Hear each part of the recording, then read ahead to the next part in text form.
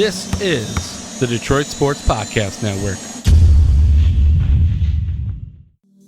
CBD is a game changer sweeping the nation. This hemp extract is the natural way to elevate your mood, eliminate aches and pains, reduce anxiety, and keep you sleeping all night long. It can even cut your workout recovery time in half.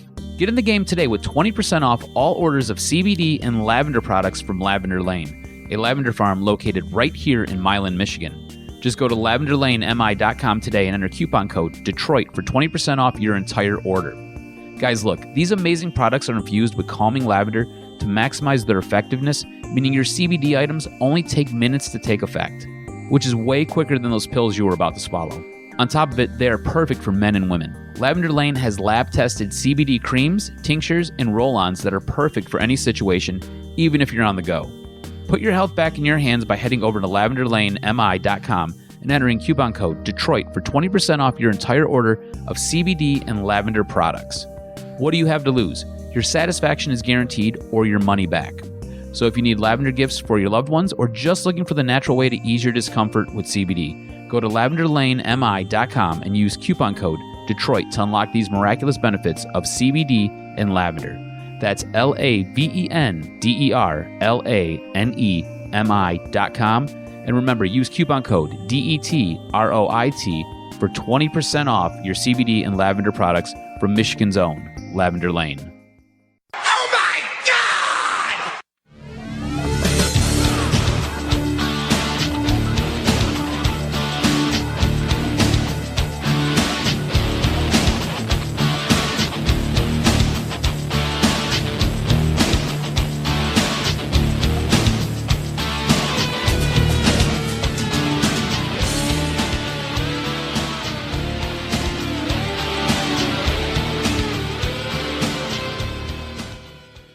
Welcome in, everybody, to the DocNJock Wrestling Podcast. This is episode 105. I'm your host, Adam the Jock Strozinski, and on today's show, we've got some backstage news on the happenings between Fox and WWE programming, a possible return date for the Stone Cold podcast, and maybe a CM Punk return. Of course, we take a look at AEW and review that. We've got a little bit of going on with NXT. And, of course, we take a look at Raw, and we kick it all off with SmackDown's review and preview. Doing it with me, as always, he's the one, he's the only. He is the Doc John Macaroon. What's up, cuz? Cuz this week of wrestling was definitely interesting. I was really caught up in every show. Some storylines, some intrigue, some surprises, some promos, some hits or misses. Man, I'm looking forward to this podcast. Yeah, it's going to be jam-packed, that's for sure. Let's start off with SmackDown. Like we said before, a better than expected match between Roman Reigns and Shinsuke Nakamura that ended in a DQ when Sami Zayn and Baron Corbin got involved, helping Nakamura out. Now, the thing I found most interesting here was Daniel Bryan making the save. So we're going to continue with this storyline. I wasn't really sure what we were going to do with this. Wasn't positive if WWE was going to scrap it. But it does look like we are going to continue with a Roman Reigns, Daniel Bryan tag team or friendship angle here. Does this have you interested? See, the part that was challenging was it kind of was formulaic in that you remember those Raws where you knew that, okay, if there's going to be some interference, then you have a good match, but then it's going to be a tag match in the main event. I just, for that match, would have liked a finish. I thought that match was worthy of a finish. Yeah, I thought so too. I didn't really understand why you had to mess this all up. I mean, not unless there's a grander story where Nakamura, Zayn, and Corbin somehow become this tag team or become this group. If we're not doing that, I don't need this. I was interested, but then, like you said, it was formulaic. At the end of SmackDown, you knew what you were going to get. You were going to get some kind of weird tag team. And if you ask me, it kind of fell a little bit flat. I didn't really need it. Something that wasn't really flat was the brand new Bayley. Bayley comes out totally revamped. And she is the first ever women's grand champ, and she lets you know. And I like this new Bayley. This has me interested. I thought this was good. Definitely. I'm liking the direction finally that they're taking Bayley. I mean, it took quite a while, but this character could go quite a bit, huh? How dark would you make it with her? Because the promos are good. The angles are good. So I'm liking this heel character. How dark would you make it? How dark would you make the new Bayley? So you've got heel nasty Sasha Banks. I would go 2 notches above that. As nasty and as dark and as bleak as you can make her, make her. You need to go a complete 180 with her. So do it. And do it as hard as you could possibly do it. I love it, man. I think it's good. I think it's been much needed. She's been such a happy-go-lucky character. This is totally different. And I think it's good. I think it's welcomed. I think we've been waiting on it forever. And now that we get it, I think this is the right time. I think this is the right moment. And you need to go all in with it. We had a 6-woman tag, or we had a 6-woman challenge to crown the number 1 contender for Bayley's belt. Nikki Cross ends up getting the win. Was she the right choice to come out of this match? Yeah, 100%. I totally agree with the way in which this went down. Why? Do you have some kind of disagreement? No. I just was curious as to what you thought. I think it was the right choice as well. It really and truly for me, there wasn't another person you could really put in against Bayley. I mean, you could maybe go Carmella, but if you're going to do that, you really need to dig deep and really build that story. Like, I think there's a story there that you could build, but in the end, I think Nikki Cross has more star potential, and you could push a little bit further. And I think you could get something out of this that's going to be a little bit more interesting. And on top of all that, you really get to build a new character. And I think that new character build with Nikki Cross is probably the best way to go. Anything else that stood out to you as far as SmackDown went? Because these were kind of the main points for me. These were the hits. Overall, I thought SmackDown was okay. This was Bruce Pritchard's first SmackDown, kind of running the creative and running the ship here. And I thought he had a couple solid moments. I think he had a couple moments he'd probably like to take back. Overall, I thought SmackDown was okay. I don't think it was great. I don't think it was outstanding at all. Yeah, the interesting note regarding SmackDown is if you look at the ratings, they have dipped quite a bit. They lost 1 million viewers the first go around, and then I think 500,000 more the next go around. So the trend is down, and people are wondering why, what's going on. And I think a large part of it has to do with the fact that Hell in a Cell wasn't good. People are a little bit more critical regarding the product. And look, at the end of the day, there's a lot of options going on right now. So it's fascinating that, they got up to 4 million, but they haven't retained a lot of that audience. And then this week, because of the playoffs, they're on FS1. So It's going to be fascinating tonight to see, obviously they're not going to count it probably too much, but if you're a Fox executive, you're seeing the arrow going in the wrong direction. Well, here's the thing too. I think Friday night is a bad night. Like there's for the demographic that you want, those guys, because it is a male demographic that you're mainly targeting, they're out. They're doing things. They're basically living life. They're not sitting in front of a TV between the hours of 8 and 10. You know what I'm saying? So I think the actual night is a hard night. Yeah, you came out and you struck almost a 4 million mark on your first night, but to follow that up has been very, very difficult. And Friday night, I don't think is a night that really lends itself to you hitting home runs. I'm not sure how many bars or how many restaurants are going to have wrestling on. UFC is a little bit different. It's more mainstream. I think wrestling is still looked at as, hey, we're nerds that live in our mom's basement and we type messages. Do you know what I'm saying? So I think it's a hard sell. Moving on to this week's SmackDown for the preview, WWE has announced Miz is going to host a Miz TV with Ric Flair and Hulk Hogan as guests as we build to their teams facing off at Crown Jewel on Wednesday. Big E, Kofi Kingston are going to take on Dolph Ziggler and Robert Roode. This match will also build to the tag team turmoil match at Crown Jewel. Nikki Cross is going to face Mandy Rose in singles competition. And Brock Lesnar and Cain Velasquez are scheduled to come face to face. Out of all of this, what kind of has you interested? What's got you peaked? What do you want to tune in to see this Friday night? Ooh, I'm definitely intrigued with Cain Velasquez, but here's the downer, okay? The pressure on him is that you had a female come over from the UFC who shined and looked like she could wrestle. Okay, Cain Velasquez, he comes out, and I think that was probably the worst moment of SmackDown last week, is he comes out and his entrance looks good. He looks the part. He walks in the ring. He looks the part. He grapples. He looks like absolute dog shit. And he doesn't look the part. His punches were terrible. It really kind of looked like an overgrown fan in there trying to punch, and it wasn't good. I didn't like it. I didn't like it one bit. And I said to myself, ooh, Cain Velasquez, stay in the Performance Center. Yeah, so I find it interesting when they bring these guys over from UFC and they ink up to these big money deals because of what they were. It doesn't always translate, and sometimes it takes a little bit. Cain Velasquez is a guy who I probably would have kept under wraps until I was supremely confident in one, if I'm Vince, in one, his physical condition, right? Because Vince was not high on the way he looked. 2, his ability in the ring, and 3, his ability to either cut a promo or get on the microphone and make it believable. Hey, look, you're going to pair him with Rey Mysterio. I think that's great. I think that's smart because Rey can do some things.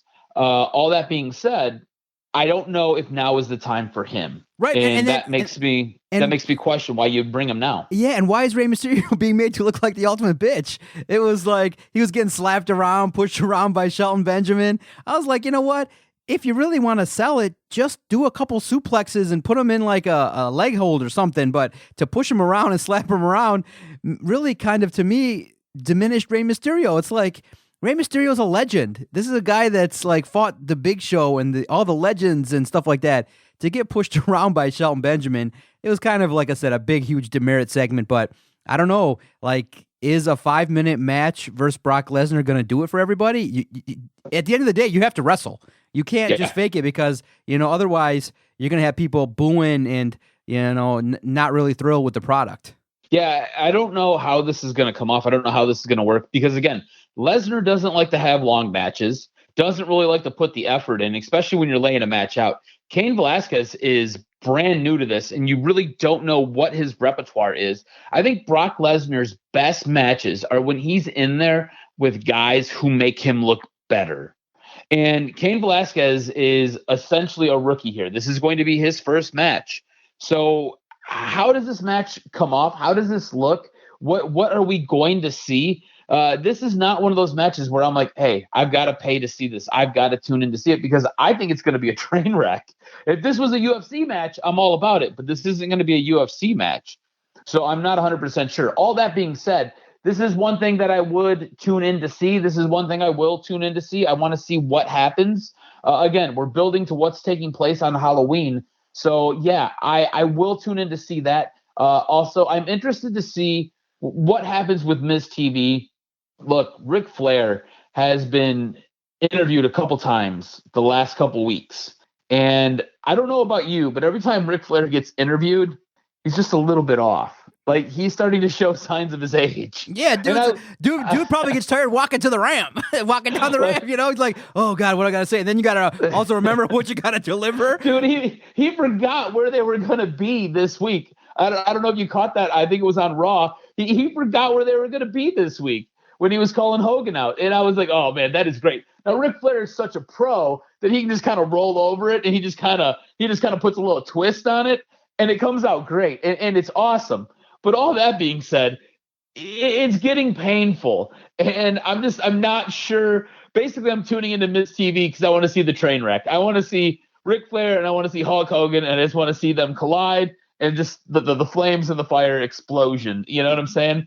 It's going to be messy. I'm predicting pain. It's going to be a painful segment. Hopefully the Miz can carry it because I just don't trust either one of these past their prime guys. Man, back in the day, they were great. Now I don't know. Let's transition into Raw. Now, I thought Raw kicked off with a fantastic match. I thought this was exceptional. It's about damn time you dusted off Drew McIntyre and you threw him in a ring and you let him do just anything. And let him do some stuff. And Ricochet is a guy who can do all the stuff. Ricochet is amazing. So I thought this was a great match. I don't know if it necessarily got me peaked into the interesting match at Crown Jewel that will be between Ric Flair and Hulk Hogan, because both these guys were out there to demonstrate what you're going to see when Crown Jewel kicks off. But I will say this. It was awesome to watch both these guys go out there and do work. Drew McIntyre is a beast. Ricochet is exceptional. These guys really highlighted the first, I think it was 20, maybe 30 minutes of Monday Night Raw for me. I thought it was great. Definitely, in terms of trying to keep an audience, I was hooked. I definitely enjoyed that first matchup. And yeah, when he called him out, I was like, okay, you know what? Seth Rollins is gone, but Drew McIntyre, not bad. Yeah, I thought it was very good. We did have a debut. Humberto Carrillo. I don't know. I think I'm messing that up. If I'm wrong, correct me. But he challenged Seth Rollins, I should say, challenged him because Seth Rollins was not a fan of his condemning remarks of what Seth Rollins did in the Firefly Funhouse. What did you think of this new wrestler, this debuting wrestler? Now, if you watch, I believe, 205 Live, you've seen him before, but this was his first time being introduced to the Raw audience. And I will say this much. I was pleasantly surprised. I thought his promo was decent. I thought he was a little bit nervous, and you could tell, but I thought his promo was decent when he was in the backstage area. I thought his wrestling was exceptional. This is the type of stuff that if you were a fan of WCW back in the day and they had their cruiserweights, this was the stuff you got to see. It was a lot of high flying. It was a lot of off the top rope type of things. It was a lot of big moves. I thought he sold well. I thought he did an exceptional job. And I thought Seth Rollins coming back in the ring to give him that acknowledgement of respect after Seth Rollins gets the W, I thought was awesome and well-deserved. And I think it helps add to this young kid's lore, because I thought he had a fantastic match. Yeah, I thought for the match it was great, but yeah, in terms of knowing who he was, I had no idea who it was. I thought for a second, No idea. I was like, wait a minute, is that Dominic? Did they dress up Dominic for a second? I'm like, no, that's not him. And then they did a little bit of the background, and I'm like, okay, you know what? Maybe some organization's copying another organization in terms of trying to bring up a star and put them in there with another top-end talent to try and elevate them. So I'm like, oh, not a bad idea. So, you know, his backstage stuff, the promo and stuff, kind of left a little bit to be desired. But, you know, I don't want to be offensive and culturally insensitive, but I wasn't down with that outfit he was wearing. I don't know what the hell that was. I was like, what are you going to start doing? Like, are you going to start dancing in the ring? I don't know what that was. I say, look, you know, guys like that, you know, if you want to be culturally relevant, fine. But the garb didn't do it for me, at least. Turned me off. You're not a huge fan of the lucha libre style, eh? I'm a fan of the masks. I'm not a fan of the, you know, of everything else. I'm not a fan of the multicolor, you know, drapes do you and shit remember, like that. See, like back in the day when WCW was a thing, I was a huge fan of Ultimo Dragon. I was a huge fan of Psychosis, and they wore crazy outfits. I loved them, so I didn't really mind it. I thought it was great. I really enjoyed it, but I am a fan of lucha libre style wrestling. It is something that I enjoy watching. Like when you watch Lucha Bros, and we're going to talk about them when we review AEW. Lucha Bros wear outfits and they wear over the top garb. I know that Rey Fenix tends to take most of it off before the match, but still they wear their outfits. You know, so I don't know. I get what you're saying. But I myself enjoy it. I think it's great. I think it's fantastic. Now, something else that's fantastic, and I'm wondering if you got the big deal feel, was the Street Profits. Street Profits took on the OC, and what was supposed to be a 3-on-3 match. It started off as a handicap match, but I can tell you this much: these guys are fantastic. They are fantastic. From the way that they enter the ring to everything they do backstage to what they do in the ring, I think they are fantastic, and they do feel like the real deal. They feel like a big deal. I think both of them on their own as singles competitors have huge potential. I think together they are amazing, and you are probably looking at your future tag team champions. I was thoroughly enjoyed with their promo, was thoroughly enjoyed with their entrance. Come get that smoke, baby, was great. I was like, oh my God, these guys are great. And I was kind of hoping for maybe a different third person, but I don't know. Kevin Owens was cool, but I didn't see it coming at all. But it was cool. Look, they held their own, and they looked legit. They're a well-oiled machine, and they're going to be, hopefully, if they get an opportunity to get in there and handle their business, then, so be it. But I'm kind of, in terms of tag team wrestling, I'm impressed that the Viking Raiders have been kind of propped up the way in which they were. I don't know if you saw on social media, they actually had a picture of all the titles that they've actually had, and it was really cool to see that they've been actually champions across the world and stuff like that. So they seem legit. And I hope they have a long run. Maybe the next feud will be against the Viking Raiders, but maybe the next feud will be up against the Street Profits. But I thoroughly enjoyed Monday Night Raw, and definitely the Street Profits. Yeah, I thought the Street Profits were great, and honestly, they have this charismatic feel about them, almost like The Rock. Like when The Rock would come on TV, you had to stop what you were doing and watch. When these guys come on TV, you have to stop what you're doing and watch. You're drawn to them. There's this magneticism, this charismatic draw that pulls you in with these guys, and I think they're fantastic. I was a little bit let down that it was Kevin Owens. I love Kevin Owens. I don't need to see Kevin Owens versus AJ Styles again.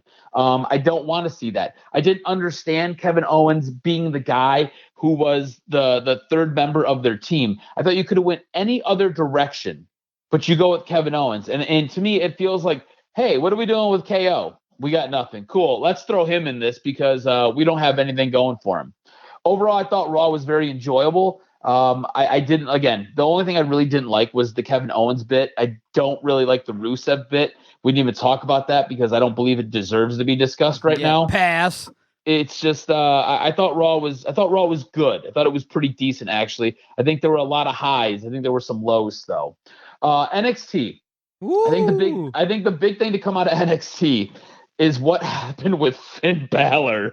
He basically destroyed Johnny Gargano. He got in the ring with Johnny G, and he was there with Tommaso Ciampa, and it looked like the three of them were going to stand against Adam Cole and the Undisputed Era. And what you ended up getting was Finn Balor takes a step forward like he's taking off his jacket, does a Pele kick, knocking Johnny G out of the ring. And then next thing you know, Undisputed Era takes apart Tommaso Ciampa. Mind you, this new Finn Balor is so calm, so cool, so stealth-like. The dude just moves at a slower, smoother, silkier pace, drops down, rolls out of the ring, and then just annihilates Johnny G with his flying kick. It was unbelievable. Finn Balor has turned full-blown heel. The OC loves it. The OC absolutely loves it. I don't know if you've seen any of the tweets, but I think it was Gallows who tweeted, "What took you so long, ... Prince." If you don't remember, back in the day when they were all part of the Bullet Club, Finn Balor was the originator of the Bullet Club. The Bullet Club was his idea. It was him. He was the Bullet Club.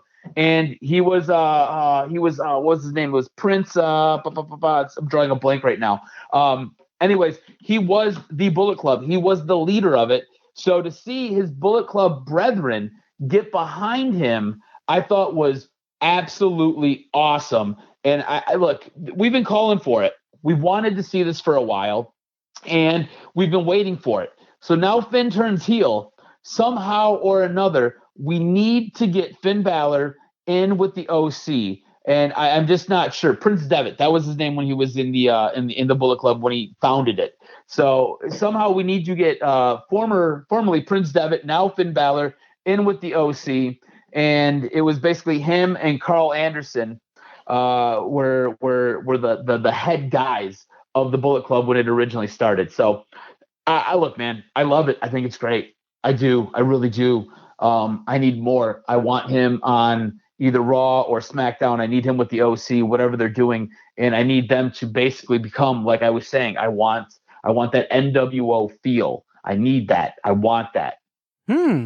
Well, I was like, wow, what a great way to challenge AEW. What a way to instill a storyline. And all I kept thinking was, man, how are you going to let your biggest, feud take place on NXT? And you're like, again, the whole notion of Raw and SmackDown being secondary is highlighted by AEW probably going, it was highlighted by NXT going, oh, you know what? We probably need a spike in ratings, an attention grab and move.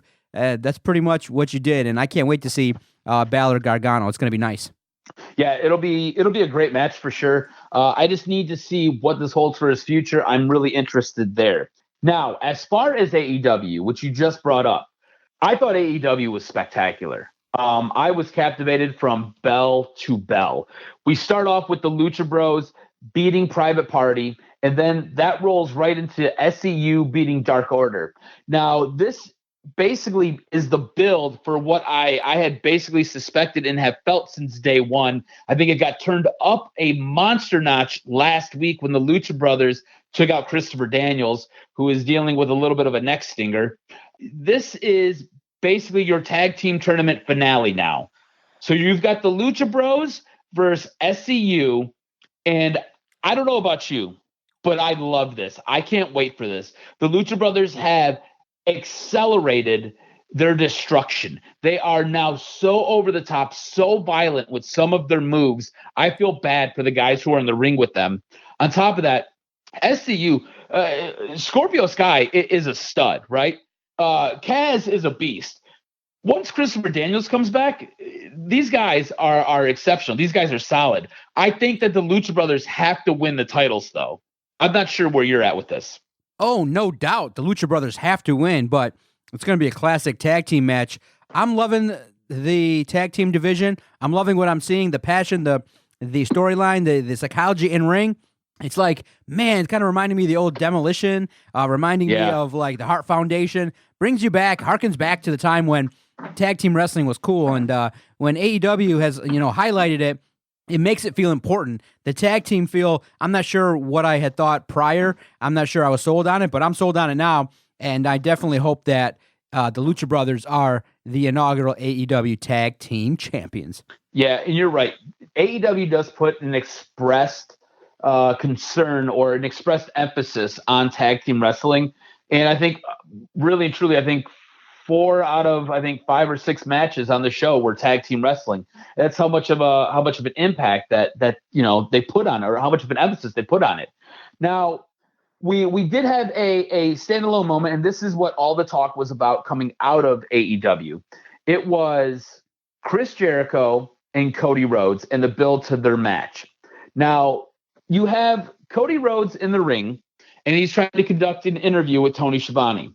Chris Jericho and basically the Inner Circle are up in a suite that they supposedly paid for. They're taking in what's going on as fans, and they've got their air horns, and they're basically interrupting this interview.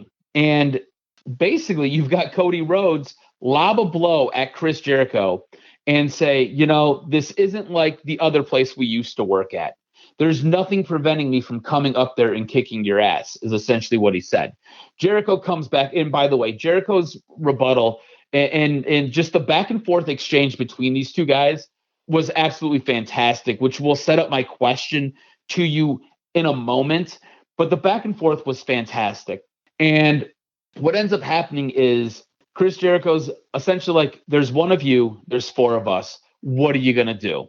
And to this, you end up having Dustin Rhodes come out. You have MJF come out. And you have DDP come out, which I thought was cool when DDP came out. If you're an old school wrestling fan or an older school wrestling fan, can we say old school? I don't know. If you watch WCW back in the day, you know who DDP is, and you know how important he is.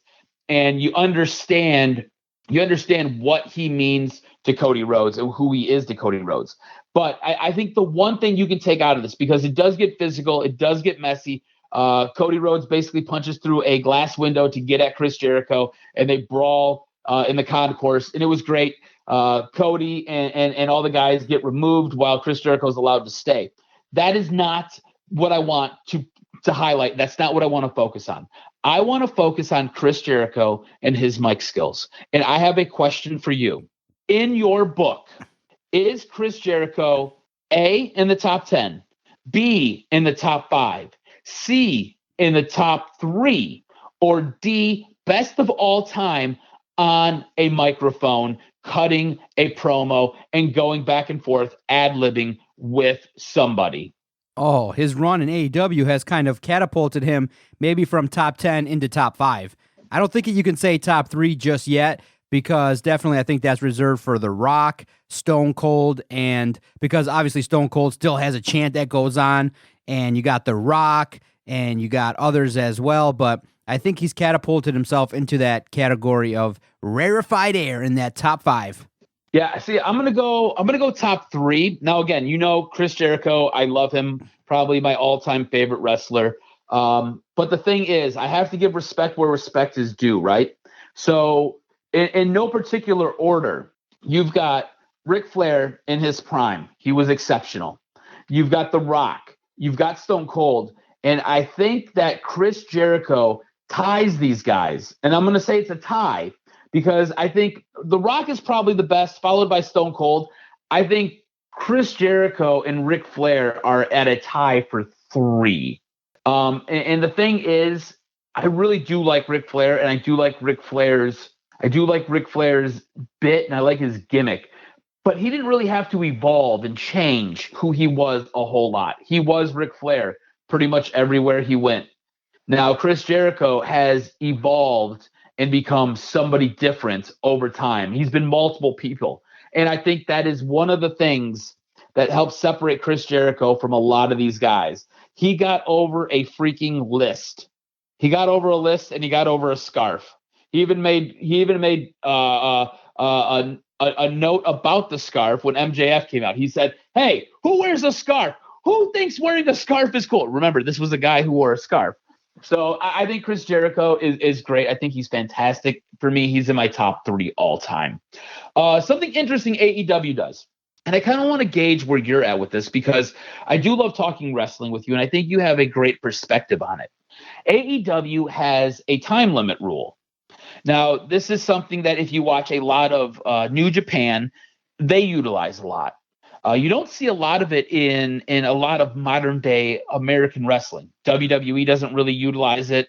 You don't see it a ton in ROH. You don't see it a ton at indie shows.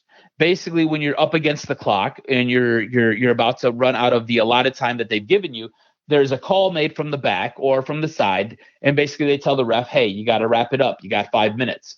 And the referee will then let you know that you need to wrap it up, and you just have to hurry up and finish. But in AEW and in New Japan, like I had mentioned, they use a time limit rule. You've seen it utilized this week when we had Jon Moxley taking on Pac, and they wrestled to a time limit draw. Moxley was quite pissed off. They only were allowed 20 minutes. I myself find the time limit rule to be interesting. I can see how it will make a lot of people upset, because you don't necessarily get a winner. And especially if you're going for a cover or you're going for a pin and time runs out, you don't get a W there. But I think what it does is it allows you a little bit of an out. Very similar to a tie in sports. And remember, AEW is going more sports orientated, where they keep track and they keep records. This allows you a little bit of an out. It gives you a draw, which doesn't count as a win or a loss. On top of it, neither one of these primetime superstars need to take that L. And what you get is you get a continuation. So next week, I'm expecting that we get Jon Moxley and we get Pac again. Or what we're going to end up doing is we're going to get something at Full Gear where Moxley, Pac, and Omega, maybe even Hangman Page gets involved. You allow yourself different creative opportunities when you have this time limit draw. And so I think the rule, while it might make some fans upset initially, I think when you see it executed and it's executed well, I think you'll become a fan of it. I go back to Kenny Omega and Okada. They had a 60-minute best of 3 falls time limit draw, and you basically had a 1-1 going into the final fall, which I think you had probably 15, 20 minutes left in the match. And what you ended up getting was an all-time classic where these guys basically killed themselves in the ring. Kenny Omega goes for the pin at the very last second. And what ends up happening is you get a time limit draw before the 3 count. And it just kind of left you screaming, no, like Kenny didn't get the win, because you wanted Kenny to get the win because you wanted him to go over Okada. So I think it's interesting. I think it's a tool that, if done well, it will pay dividends. If it's not done well, it's going to piss off a lot of fans. Exactly. You don't want to do it too often, but it can be utilized. That's my take on it, is that it's great because it adds an intrigue around minute 15. Like, okay, where's this going to go? And I think the best way to utilize it is to have a lot of matches that you think could be a draw go around like 18 minutes and 25 seconds, so that you keep bringing it up, and then you have that winner. I think you build it up.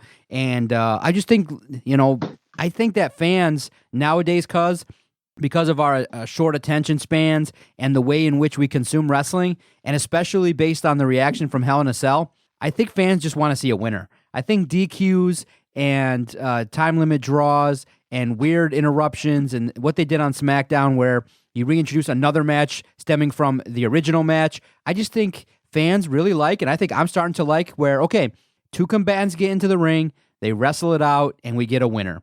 Because you can extend it out a little bit. What are we gonna, go back to the days of WWE where they do the count out? You know what I mean? I don't need to see any of that at this point in time. Yes, again, when there's 2 wrestlers that are name, and you don't want to risk anyone losing some momentum, that's fine. But more than once a month, I think would be, risking fans becoming alienated. I want to see a winner. That's it.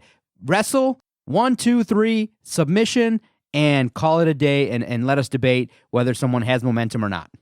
I get it. I totally understand it. I just think it's something that you can incorporate. It's just, you know what? I look at it like it's seasoning salt, right? You put too much in, you're going to ruin the meal. If you use just the right amount here and there, it adds a little bit of flavor, adds a little bit of spice, kind of kicks it up just a little bit. If you don't add it ever, are you really missing it? So I think it's something that can help accentuate what they're doing. But if you do it too much, it will destroy it. Overall, what did you think of AEW? Ooh, I loved it. I was a little bummed that I had to wait until Thursday morning to catch it on DVR. Usually they replay it Wednesday night at 10, but unfortunately they added some programming, so I was bummed out there. But I did watch it. I enjoyed it. It's just must see. Like I said, Wednesday for me is AEW, NXT later. And I just think that for what we needed from AEW, we got it, and it's been delivering, and their stock is rising right to the top, baby. I love it. Yeah, I really loved AEW this week. I thought it was great. You remember a couple weeks ago, if not last week, we were talking about how the ends have to kind of finish differently. You can't always have basically you've got warring factions. You can't have them just kind of crowding the ring. We got that this week. We got something different. I enjoyed it. I thought the whole show, I thought it was set up well. I think it totally made sense for where they're going and what they're doing. I loved it. For me, AEW is going to get the point again this week.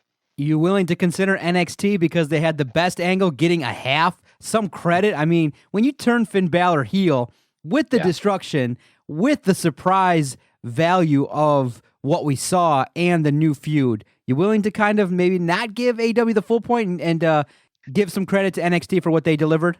So this is my problem with that, because I did go back and forth. I thought NXT was very, very good. The Finn Balor angle, I think, was the thing that was awesome. The problem I had with it is I was more invested in what AEW had going on. And while the Finn Balor move and the Finn Balor betrayal was good and shocking, and there was that shock and awe, it didn't sell a program to me. Do you know what I'm saying? It sold a moment, which was great, and we're talking about it because it made the rundown. But it didn't sell a show for me. I am willing to concede the half a point if you feel that strongly about it, because I do think that was a monumental moment that's going to have reverberations. I myself wouldn't go out on the limb and say, yeah, NXT gets a half. I will concede it to you if you want to give them a half, though. No, I agree with you. I think that, you know what, it's worth a discussion, but the winning show is AEW. Give them the point. I like how you totally Jedi mind FB. That was great. No, because you know what, we can discuss it, but at the end of the day, make the shows earn it, baby. Yes, they're getting close, but now you got to deliver. You got to follow up the next NXT with some promos and some action, and you got to consider, maybe not this month, but maybe in the next 2 to 3 months, you probably got to take NXT on the road. Just a couple shows where the crowd can be just a little bit bigger to get into it. Yeah. Hey, look, AEW wins 4 weeks in a row now. Raw and SmackDown, I think, are a distant third and fourth to AEW and NXT, respectively. I would like the main shows, the big shows, to kind of get their stuff in order here and maybe start presenting us with something that we deem worthy enough to even consider giving them a half a point, maybe even a quarter of a point. And right now we've got nothing from the two big shows. And I say big shows with finger quotes. All right, here we go. Hit me with this week's professional wrestling news and notes.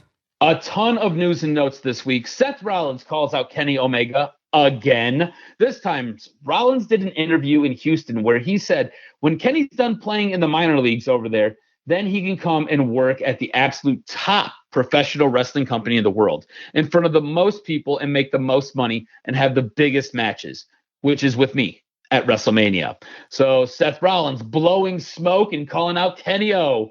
Very, very interesting. Now, Triple H made some noise and had a few words to say about CM Punk possibly returning to the ring and said, that's a could be. Vince McMahon will say it all the time. We're open for business. The past is past. Today is today. And you never say never in WWE. So CM Punk to the ring confirmed, baby. On Sunday at a live event in Australia, it's reported that Xavier Woods injured his Achilles tendon. The severity of the injury is reportedly bad. It's believed to be a tear. That's why he's not wrestling on SmackDown this week. So it sounds like Xavier Woods will be sidelined for quite a bit of time, especially if it's an Achilles tear.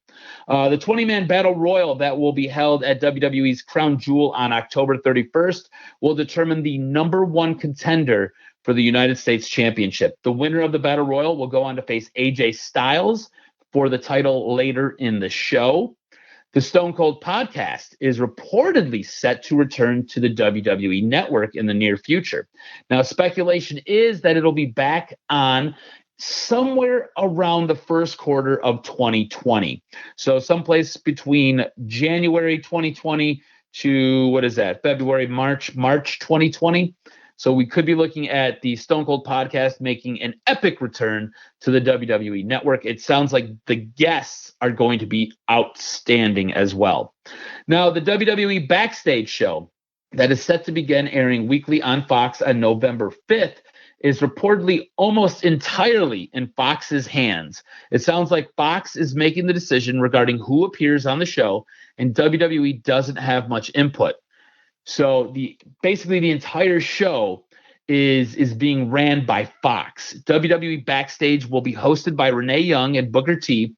It looks as though WWE Backstage will feature some interviews, some roundtable segments regarding current happenings in WWE, as well as taking a look at past and present highlights. So it could be a very interesting show, but it will be one that will be totally handled by Fox and their creative team. And that's this week's news and notes. Ooh, love recording wrestling podcast. Lots going on in the world of professional wrestling. Make sure you include us in the mix of the wrestling podcast that you enjoy. DocNJock Wrestling Podcast drops every single Friday on the Detroit Sports Podcast Network. Follow Adam on Twitter at AdamRSTROZ. Follow the network at Detroit Podcast. If you're a big fan of wrestling and you just can't get enough, join the Detroit Sports Flick Chat application. It's a big group chat. We talk wrestling. We talk all about Detroit sports. It's real easy. All you got to do is head on over to your favorite app store and download the Flick Chat application. And within moments, you'll be entered into Detroit sports' newest headquarters. And it's real easy. It's fun. We debate wrestling. We talk angles. And you can download and listen to your favorite podcast right from the Flick Chat application. Adam and I are there. We get into the mix a little bit, and it's fun. Mike Putnam, Bishop, Javier is great. Sal gets great. It's a great group in there that mix in, and it's a great group in there that gets into the mix, and they have a good time with it. Keep me in the know when I'm watching things on DVR, so it's all good there. And as well, peek in and look for the Wrestling Perspective podcast that also airs here on the network. Dennis Farrell and Eli Drake of the new NWA Power Show. They host a weekly podcast dedicated to all things wrestling, and you can get some insights into the NWA studio show. It's hot, getting a lot of buzz online. Eli Drake could be potentially the next NWA World Champ. You never know, man. 10 pounds of gold could be potentially making its way into our offices. You never know. So it's all good. Make sure you give Dennis Farrell a follow at Dennis77Farrell. Great job, cuz. Look forward to talking wrestling next week. Always a fan, man. It's always a good time. I appreciate you. Great show.